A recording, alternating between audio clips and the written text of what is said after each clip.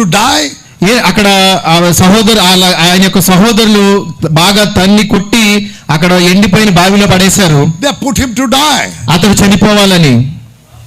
And not only that, but they were putting the dirt and stone upon him. ఆ యొక్క బావిలో ఉన్న వాడి మీద రాళ్ళు అక్కడ ధూళి కూడా వేశారు వాళ్ళు. While putting in a dry well, they killed him. Amen. ఆ యొక్క ఎండిపోయిన బావిలోకి పడవేయడానికి కాలుతో కూడా తన్నారు. Now will you speak that message again? మరలా నువ్వు ఈ వర్తమానాన్ని మాకు చెప్తావా? Kicked him.